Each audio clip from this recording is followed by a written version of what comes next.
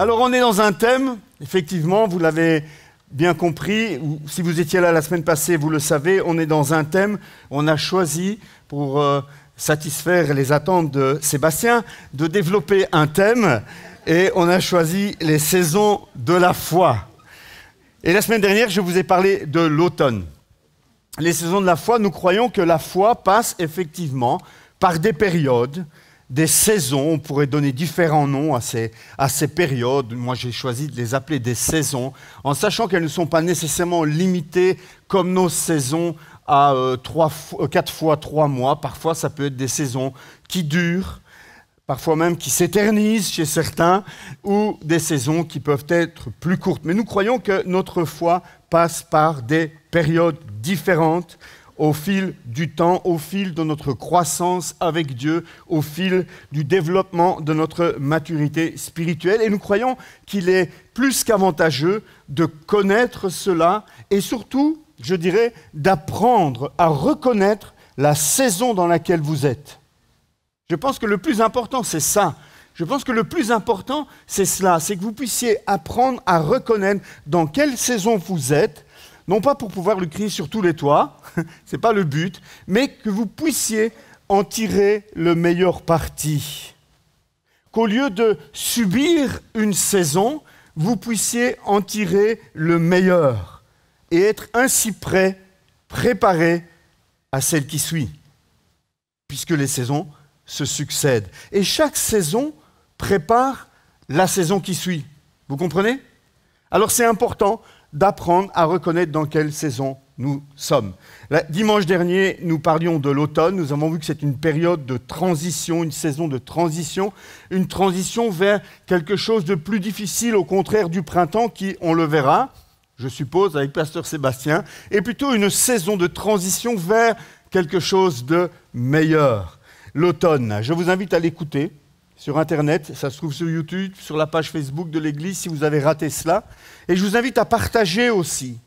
Je me suis dit ce matin, puisqu'ils partagent bien des recettes de cuisine, ou des maisons à vendre, ou un chien perdu dans le quartier, pourquoi est-ce que vous ne partagez pas les prédications de vos pasteurs?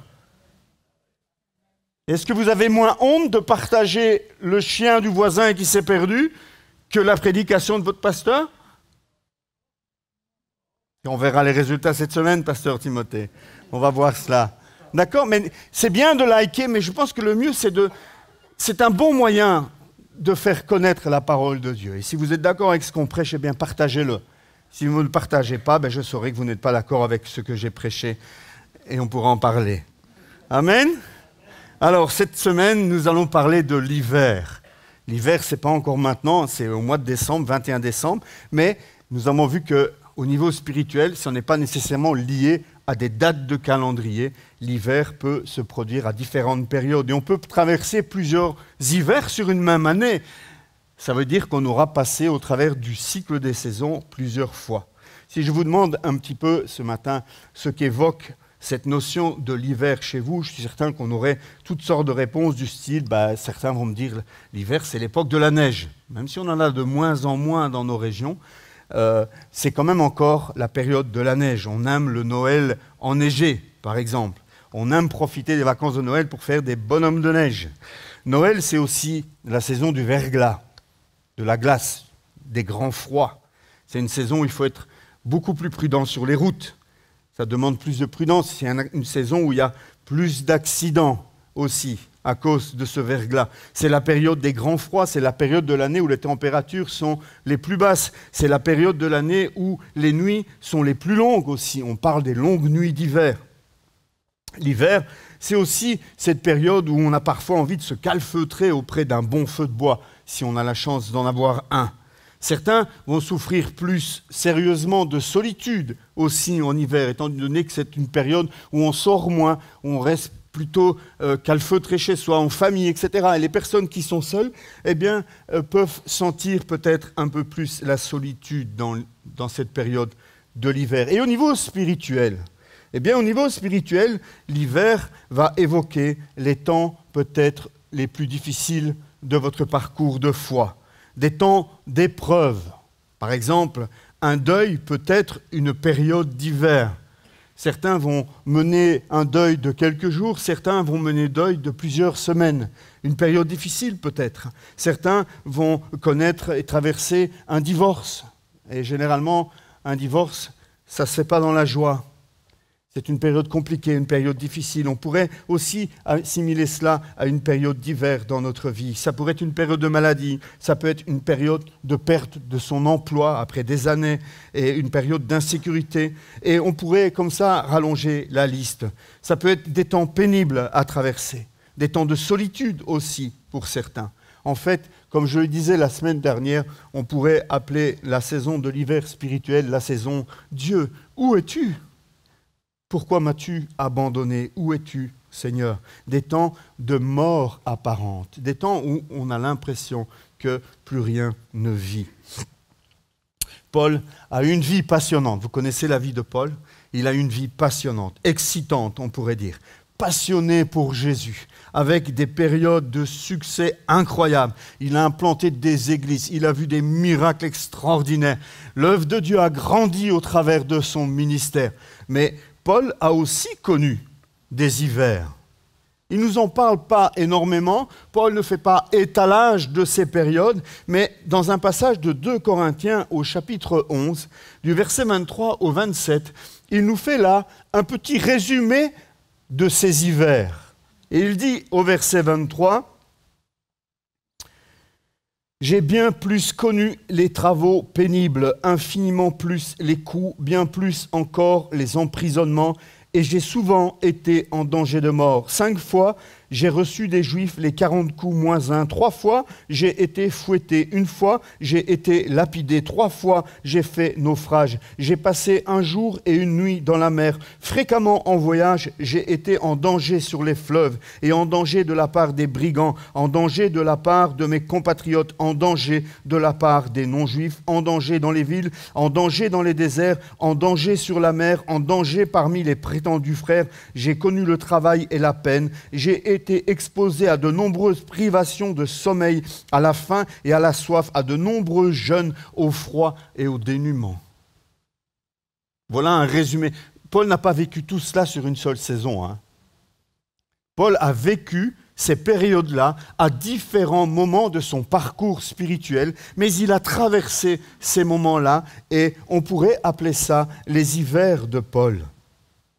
Alors pourquoi les hivers spirituels ? À quoi sert l'hiver spirituel? Pourquoi Dieu permet-il des hivers spirituels? Alors ce matin, j'aimerais à nouveau qu'on regarde ce que la nature a à nous enseigner sur le sujet. Et j'ai trouvé quelque chose d'extraordinaire, particulièrement par rapport aux arbres en hiver. Si je vous interroge tous, vous allez me dire qu'en hiver, les arbres dorment. Vous allez me dire qu'en hiver, les arbres sont morts. Eh bien, en fait, il n'en est rien. Il se passe des choses extraordinaires et de nombreuses choses dans les arbres en hiver. D'apparence, ils sont en train de dormir. Ça a été la traduction de mon chapitre 11. J'ai peut-être un peu été... Oui. C'est tout d'un coup, ça me fait tilt là. Je vais ralentir. Hein. Faites-moi signe si vous voyez qu'elle commence à transpirer. Il se passe des choses extraordinaires dans l'arbre. D'aspect extérieur, l'arbre nous donne l'impression d'être en train de dormir. Certains diraient qu'il a l'air d'être mort. Mais en réalité, les botanistes, les scientifiques utilisent un autre terme. Parce qu'entre la saison de l'automne et le début du printemps, le mot qu'on utilise, c'est de dire que les arbres sont dans une période de dormance. Justement pour dire qu'ils ne dorment pas. La dormance et dormir, ce n'est pas la même chose. La période de dormance, c'est une période de somnolence de l'arbre pendant laquelle se produisent différents mécanismes que je vais vous décrire et avec lesquels nous allons faire un parallèle spirituel. Et ce matin, je vous invite à ne pas confondre le chrétien qui dort avec le chrétien en dormance. À côté de vous, il y a peut-être un chrétien qui dort pour du vrai. Vous avez le droit de le réveiller ce matin. Un petit coup de coude dans les côtes ici, ça fait son effet. Mais si le chrétien à côté de toi est en dormance, laisse-le. Il est en train de traverser son hivernage. D'accord? Ne pas confondre. Le chrétien qui dort, c'est à l'extérieur et à l'intérieur, il n'y a rien qui se passe. Le chrétien en dormance, à l'extérieur, il semble que rien ne se passe. Mais à l'intérieur, il y a des choses profondes, des bouleversements profonds qui sont occupés à s'opérer. L'arbre vit cela. 4 grands mécanismes qui nous enseignent aussi quelque chose par rapport à la foi ce matin. Un parallèle par rapport à ce qui se passe dans les arbres en hiver. Alors, la première chose qui se passe, le premier grand mécanisme qui se produit dans les arbres en hiver, c'est une production d'antigel. Pas celui qu'on met dans les voitures, mais une sorte d'antigel. L'arbre produit, il y a un processus chimique dans l'arbre qui se passe au niveau des cellules de l'arbre, surtout dans les cellules les plus fragiles, les plus tendres et les plus jeunes de l'arbre. Il y a un processus chimique qui se met en place pour éviter que la cellule ne se mette à geler en hiver. Pour que les canaux qui transportent la sève de l'arbre ne gèlent pas en hiver. C'est un processus qui est fondamental et qui est capital pour la survie de l'arbre. Vous savez tout ce qui se passe dans nos canalisations lorsqu'elles gèlent en hiver. Si on laisse de l'eau dans les tuyaux d'arrosage, moi j'ai eu le cas avec un Karcher tout neuf que j'ai laissé dans mon hangar l'hiver. Le printemps suivant, quand j'ai voulu utiliser mon Karcher, il y avait encore de l'eau qui sortait, mais plus par la buse. L'eau sortait de par en dessous, le Karcher. Les tubes avaient explosé à cause du gel. L'arbre doit se prémunir contre le gel et il fabrique, c'est une transformation de l'amidon en sucre, bon, pour vous éviter les détails, il fabrique son propre antigel qui va protéger l'arbre contre le gel et va empêcher l'arbre d'être atteint par le gel. Dans certaines forêts, quand il fait vraiment très froid, que le gel est vraiment intense et qu'il dépasse les capacités des arbres à résister au gel, dans certaines forêts, on peut entendre la nuit les arbres craquer. Ce sont justement des situations où le gel a eu le dessus sur l'arbre et où les branches peuvent se fendre.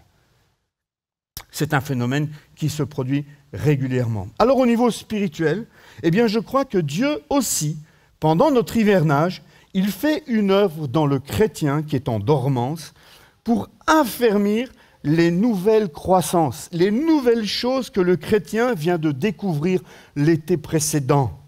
Vous savez, on marche avec le Seigneur, on grandit avec le Seigneur et des fruits se développent, le fruit de l'esprit se développe, mais d'autres fruits peuvent se développer. On peut faire de nouvelles expériences avec le Seigneur et ce sont des choses qui sont encore fraîches, je vais dire, encore toutes jeunes dans la vie du chrétien. Eh bien, au travers de l'hiver spirituel que Dieu va nous permettre de traverser, il va nous aider à produire une sorte d'antigel spirituel qui vont fortifier, qui vont affermir les expériences nouvelles que l'on vient de faire dans l'été qui vient de se terminer. Tout cela pour nous affermir. Nous avons besoin que nos œuvres soient éprouvées.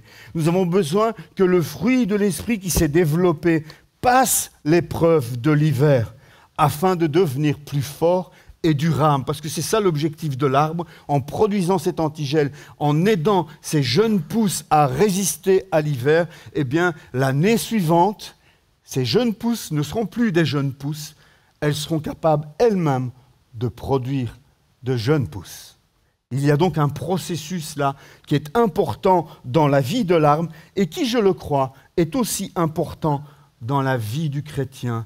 L'hiver de la foi produit un antigel spirituel qui te prépare au printemps à venir. J'aimerais lire un passage avec vous dans l'épître de Pierre qui nous parle plus ou moins de cela avec ces mots à lui. Dans 1 Pierre, chapitre 1, verset 6, nous lisons « C'est ce qui fait votre joie, même si maintenant, puisqu'il le faut, vous êtes pour un peu de temps attristés par diverses épreuves. » Tiens, l'hiver. « Ainsi, la valeur éprouvée de votre foi, beaucoup plus précieuse que l'or, qui est périssable et que l'on soumet pourtant à l'épreuve du feu, aura pour résultat la louange, la gloire et l'honneur lorsque Jésus-Christ apparaîtra. » Notre foi a besoin d'être éprouvée, frères et sœurs. Il y a Dans le cœur de l'arbre, au sein de l'arbre, depuis les racines jusqu'au sommet de l'arbre, dans toutes les parties de l'arbre, un autre mécanisme qui se produit. Ce n'est pas moi qui l'appelle comme ça, ce sont les botanistes qui l'appellent comme cela. Ils appellent ça le mécanisme de l'endurcissement. C'est aussi intéressant. C'est un phénomène qui se produit dans l'arbre et qui le rend plus fort et plus tolérant par rapport au froid. Pendant l'hiver, la tolérance au froid de l'arbre augmente et il devient capable d'encore mieux affronter le froid. Il y a une sorte d'endurcissement qui se produit saison d'hiver après saison d'hiver qui rend cet arbre toujours plus résistant, toujours plus dur. Son bois devient de plus en plus solide. Son bois, celui qui le porte, ce tronc, devient de plus en plus fort. Et ça, c'est uniquement pendant l'hiver que se produit ce processus au cœur de l'arbre. C'est intéressant, vous ne trouvez pas?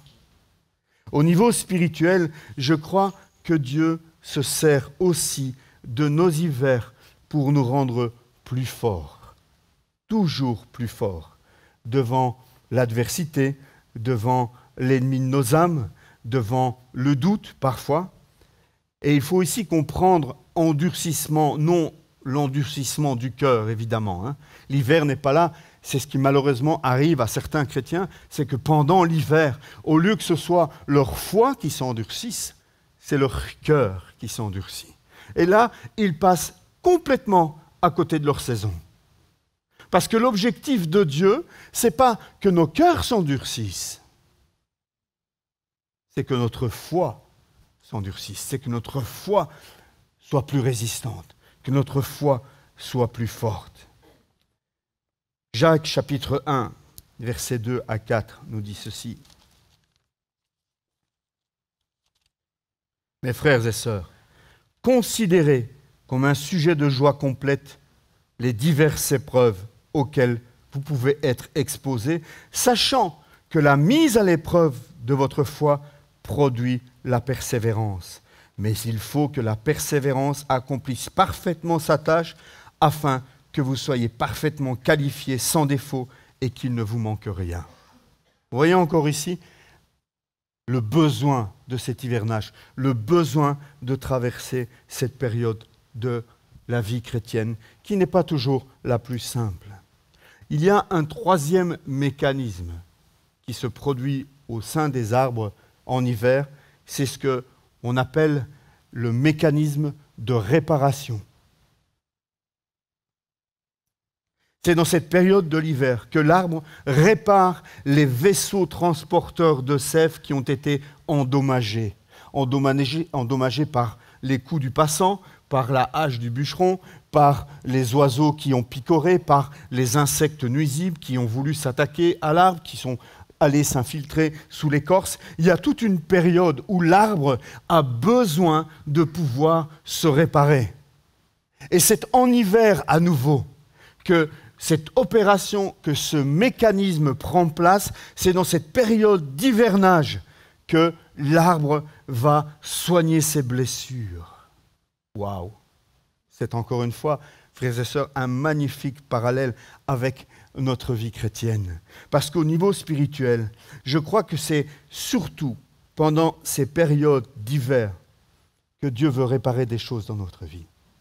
Quand je suis au sommet de la montagne, que tout va bien, que je fais des bonds de joie, que je vois la bénédiction en permanence 24 heures sur 24 dans ma vie, ce n'est pas une période où je laisse l'Esprit de Dieu agir en moi. C'est la période de la récolte, c'est normal. C'est la période de la joie intense, et c'est normal. Mais en hiver, c'est la période où nous rentrons en nous-mêmes. C'est la période où le Saint-Esprit peut mettre son doigt sur des choses qui ont besoin d'être réparées. Nous aussi, frères et sœurs, nous devons passer par ce mécanisme de la réparation. Parce que personne n'est à l'abri de blessures. Personne. Il n'y a pas d'exception dans cette salle. Ni vos pasteurs, ni les anciens, ni les diacres, ni vous. Personne n'est à l'abri des blessures.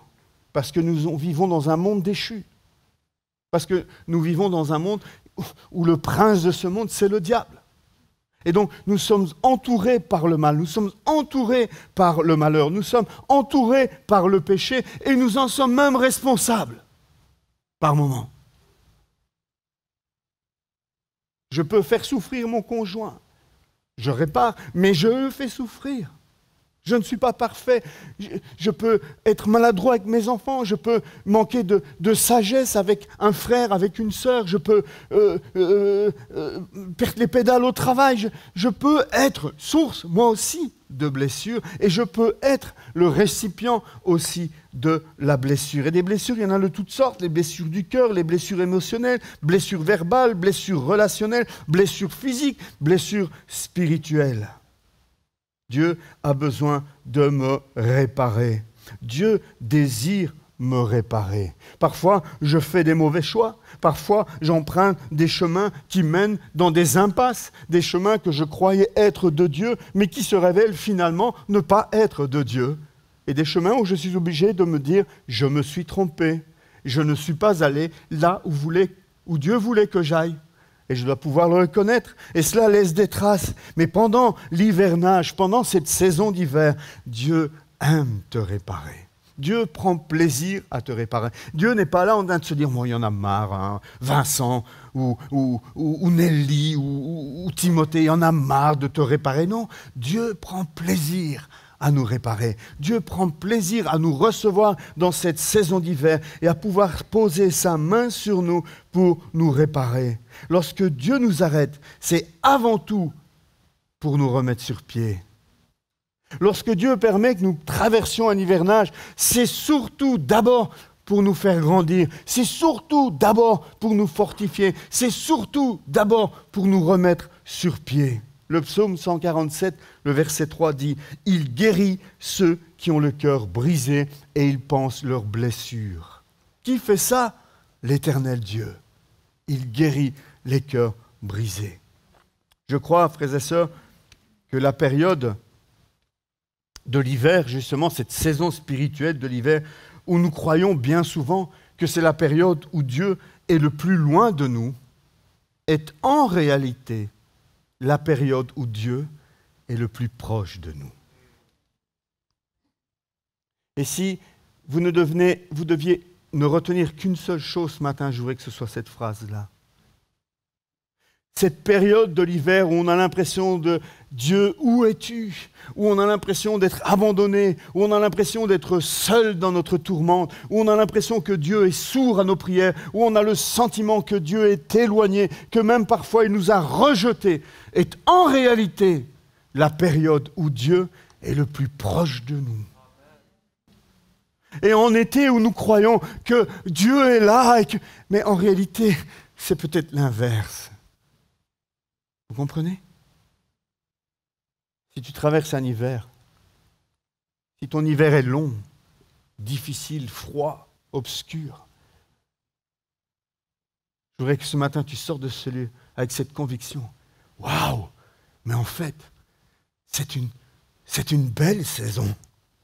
Parce que c'est la saison où Dieu est le plus proche de moi. Maintenant, théologiquement, Dieu est proche de nous tout le temps, évidemment. Hein. Mais je crois qu'il y a une attention particulière lorsque ces enfants sont dans le trouble. Comme moi avec mes enfants. Quand tout va bien, je les laisse vivre. Je prends de leurs nouvelles, mais je les laisse vivre. Quand il y en a un qui ne va pas bien, c'est moi qui ne vais pas bien. C'est Michel qui ne va pas bien. Et c'est tous les jours qu'on prie pour eux. Et c'est le plus souvent possible, sans trop les déranger, mais en même temps, comprendre leurs nouvelles. On est plus proche d'eux. Vous comprenez l'image? Et je pense que Dieu est proche de nous tout le temps. Mais lorsque tu traverses un hiver, Dieu est particulièrement plus proche de ses enfants. Que cela puisse vous encourager ce matin, vraiment. Prendre conscience de cela. Et le quatrième processus qui se produit en hiver dans les arbres, et je l'ai appris hier en étudiant le sujet, c'est la croissance des racines. Et ça aussi, ça m'a Ça m'a étonné. Les racines poussent toute l'année, mais particulièrement en hiver. Toute cette sève est redescendue. Et en hiver, il y a un mécanisme qui se produit. Les racines plongent plus profondément. Noémie, comment tu as traduit dormance? Je me suis demandé comment tu allais traduire dormance. Oui, comment tu as fait?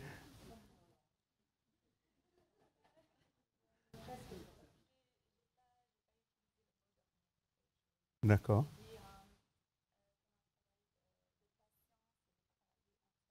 Amen. Non, mais c'est bien. C'est très bien et je pense que c'est une belle description du mot aussi.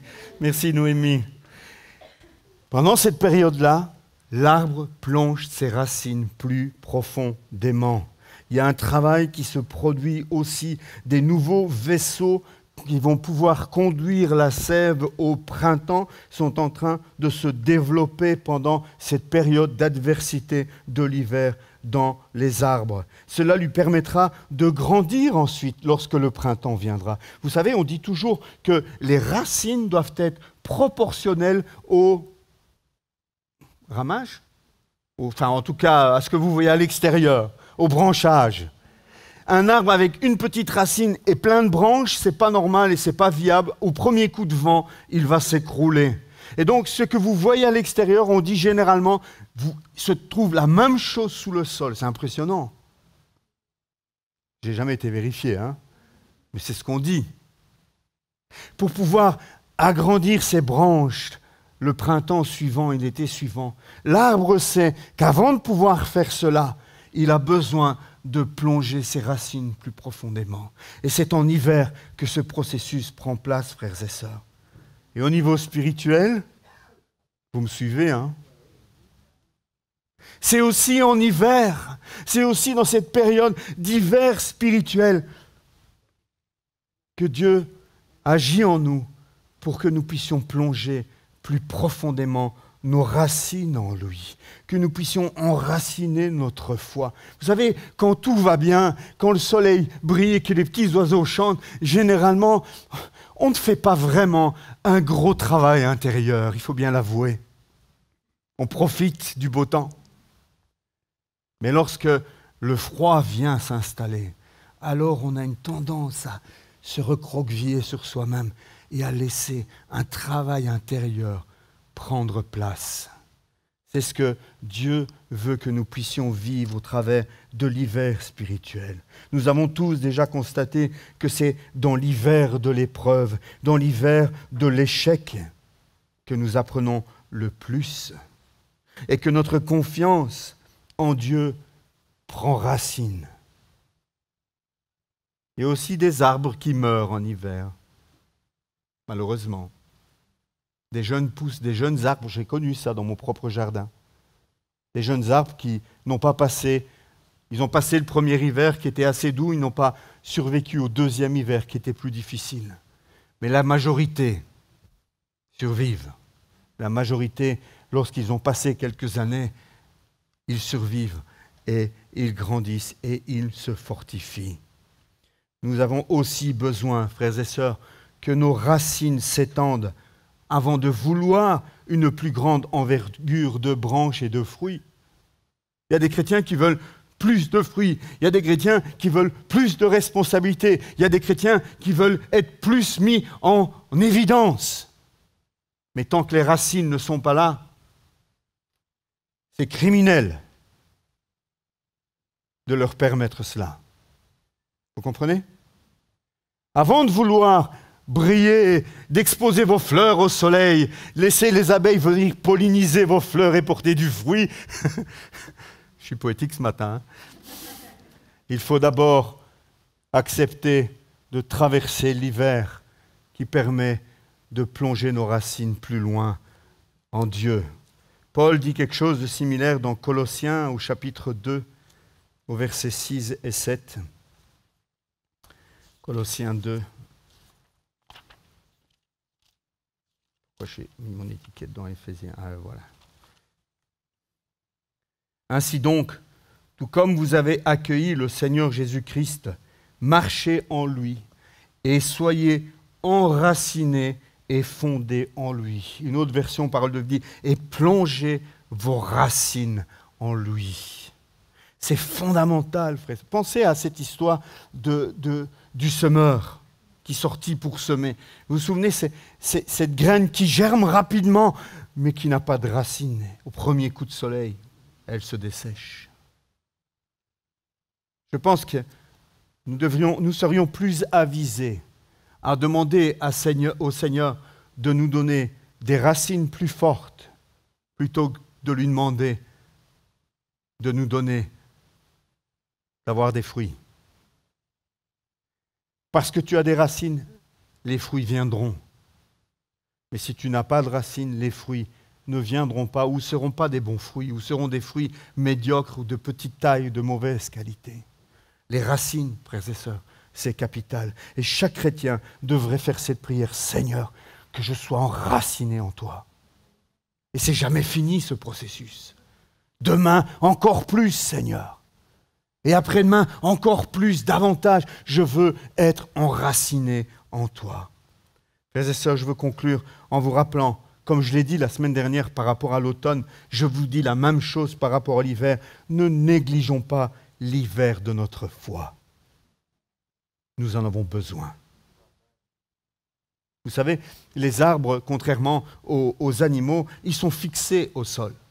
Un arbre ne peut pas décider de migrer. Un arbre ne peut pas décider d'aller se cacher dans une caverne pour hiberner. L'arbre, il est fixé au sol et il est obligé de faire face à l'hiver qui vient le frapper de plein fouet.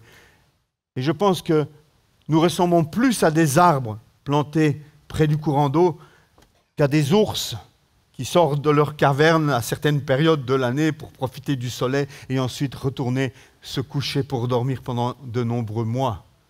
Nous aussi, nous devons apprendre à faire face à l'hiver spirituel. Voilà pourquoi Dieu a donné ces mécanismes aux arbres pour qu'ils puissent faire face à l'hiver. Et je pense que Dieu nous donne à nous aussi, enfants de Dieu, des capacités, peut-être pas les mêmes mécanismes que pour l'arbre, mais nous avons vu des similitudes entre ces 4 mécanismes et des mécanismes spirituels qui peuvent se produire en nous. La dernière chose que je veux dire et qui est marquante pour moi, qui m'a vraiment marqué hier en étudiant le sujet, c'est que les botanistes disaient cette chose extraordinaire. Les arbres ont besoin d'un hiver rigoureux. Vous savez pourquoi? Le terme qu'ils utilisent, pour revivre. Un arbre, dans son processus de vie, a besoin de plusieurs semaines de froid rigoureux, je parle dans nos régions tempérées, a besoin de plusieurs semaines de froid rigoureux pour pouvoir revivre. Sans ce processus, sans ce passage par l'hivernage, il y a quelque chose qui manque à l'arbre lorsque le printemps va arriver. Il y a une sorte de dérèglement, il y a un affaiblissement de l'arbre qui fait que l'arbre ne sera pas aussi productif que s'il avait passé une période d'hivernage. Je crois que c'est vrai pour le chrétien aussi.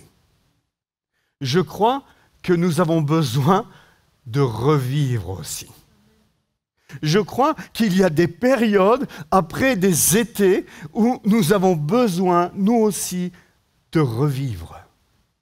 Et je pense que Dieu nous parle au travers de cette image des arbres qui ont besoin de l'hiver pour revivre. Je pense que nous aussi, nous avons besoin de cela. Nous ne pouvons pas vivre en permanence dans une période d'été et de production intense. L'arbre qui serait soumis à ce type de vie, de rythme de vie, ne survivrait pas. Vous savez, parfois je me suis dit, tiens, quand je vais au Togo, vu qu'il fait beau au Togo, si je plantais un pommier au Togo. Vous savez, au Togo, si vous voulez acheter des pommes, c'est au bord de la route. Ce sont des pommes vertes qui sont empilées dans un sac plastique, qui ont été conditionnées en Europe, qui ont fait un long trajet. C'est des pommes qui viennent d'Europe. Ça ne pousse pas en Afrique. Parce que le climat n'est pas adapté. Il n'y a pas les saisons au Togo. Il y a la saison sèche, la saison des pluies, la petite saison sèche, la petite saison des pluies. Mais il n'y a pas cette période d'hivernage comme on a ici dans les régions tempérées. Et un arbre, un bon pommier, l'idée serait intelligente de se dire, tiens, si je plantais un pommier au Togo, mais il porterait toute l'année. Mais non, en réalité, il ne porterait pas toute l'année. Il porterait dans sa saison, mais il finirait par dépérir et s'épuiser parce qu'il a besoin de mourir, le pommier, pour revivre. Et je crois que le chrétien passe aussi par des processus et des saisons de production et des saisons de mort à soi. Et quand on est bien mort à soi, alors on connaît un magnifique printemps et on peut revivre. C'est à ça que le Seigneur désire nous appeler. C'est ce que Dieu désire nous rappeler ce matin au travers de ces saisons. Chaque chrétien a besoin de revivre. Chaque chrétien a besoin de se préparer à l'hiver que Dieu désire le faire traverser. Un hiver pendant lequel tu pourras arrêter de ronchonner. Un hiver où tu pourras arrêter de tendre le doigt vers Dieu. Mais un hiver où tu pourras dire « Oh Dieu, merci, parce que pendant cette période que je vais passer difficile, tu seras avec moi. Tu fabriqueras en moi cet antigel spirituel dont mes jeunes pousses ont besoin. Tu me prépareras, tu endurciras ma foi. Le Saint-Esprit réparera en moi ce qui a besoin de l'être et tu plongeras mes racines spirituelles plus profondément en toi et en ta parole. » L'hiver peut être une belle saison, en fait. Tout dépend du regard qu'on porte sur l'hiver. L'hiver, c'est une saison qui peut être moche ou belle, suivant le regard que tu as sur la vie. Un paysage enneigé, c'est un régal pour les yeux. C'est extraordinaire, la luminosité, la blancheur de la neige sur une forêt. C'est magnifique, des arbres qui sont recouverts de givre. Ça peut être magnifique, ça fait la joie des patineurs, la glace. Pour celui qui roule en voiture, c'est « Ah !» Mais pour les patineurs, waouh, génial, il y a de la glace sur le canal, il y a de la glace sur le lac. Tout dépend du regard. Les longues nuits d'hiver sont propices au repos et aussi au rapprochement des couples. Il y a des bons aspects à l'hiver, messieurs. Je croyais entendre des acclamations, mais des amen et tout ça, mais non, apparemment, vous êtes très discrets ce matin. De bonnes gelées hivernales font disparaître beaucoup d'insectes nuisibles dans les potagers. Moi, je suis content quand il y a au moins quelques bonnes nuits, voire quelques bonnes semaines de gel, parce que je vois qu'au printemps suivant, j'ai beaucoup moins de limaces, j'ai beaucoup moins de petites bestioles dans mon jardin. L'hiver a des bons côtés. Apprenons à les reconnaître et vivons-les pleinement avec le Seigneur. Invitons le Seigneur à nous faire entrer, à nous faire traverser cette période d'hiver, non en ronchonnant, mais en le laissant agir dans notre vie. Spirituellement, je t'invite également à te forcer à voir les effets positifs à long terme de l'hivernage sur ta foi.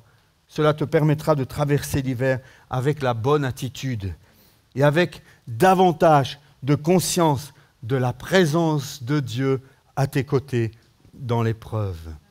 Amen. Amen. On va prier ensemble. Peut-être tu traverses l'hiver, peut-être tu es en plein dedans, peut-être qu'il a commencé depuis une semaine, peut-être que tu as l'impression que c'est un hiver qui dure une année. Ce matin, je pense que l'Esprit de Dieu veut te rassurer. Je pense que l'Esprit de Dieu ce matin veut te consoler. Je pense que l'Esprit Saint ce matin veut poser ta main sur ton âme, poser ta main sur ton cœur et te dire « Prends courage, je suis là ». Cette période d'hiver n'est pas une période où je t'ai abandonné. Cette période d'hivernage n'est pas une période où je suis particulièrement fâché avec toi, par exemple. C'est une période pendant laquelle je fais une œuvre cachée et profonde en toi. C'est une période qui t'est bénéfique parce que c'est une période pendant laquelle, te dit Dieu ce matin, une période pendant laquelle je suis en train de te guérir, je suis en train de te restaurer, je suis en train de te préparer pour la saison qui suit. Et je t'invite ce matin, dit Dieu, à ne pas te refermer comme une huître, à ne pas te refermer, à te replier sur toi-même, mais à me laisser agir dans ta vie. Invite-moi ce matin, dit Dieu, à faire une œuvre en profondeur en toi dans cette période. Arrête de résister. Arrête de prendre la fuite. Arrête de migrer. Mais laisse-moi toucher ton âme. Laisse-moi opérer ces 4 mécanismes dont on a parlé ce matin. Laisse-moi les faire se produire en toi, afin que cette saison puisse voir son terme et que tu puisses passer à la suivante. C'est l'encouragement que Dieu veut nous donner, veut te donner ce matin. Que tu sois dans un processus de deuil, de divorce, de maladie, de dépression, de problèmes financiers, je ne sais pas lequel. Chacun d'entre nous, nous savons intimement et personnellement si notre problème, c'est parce que nous dormons ou c'est parce que nous sommes en dormance. Ce matin, si tu te reconnais comme celui qui dort, celui qui n'a plus rien qui se passe à l'extérieur, à l'intérieur, ton problème est plus grave. Ton problème est plus sérieux et plus grave. Et par rapport à cela, je t'invite à te réveiller avant que tu ne tombes par la fenêtre, comme Eutychus est tombé par la fenêtre dans le livre des Actes. On l'a ramassé mort. Il y a un danger à dormir.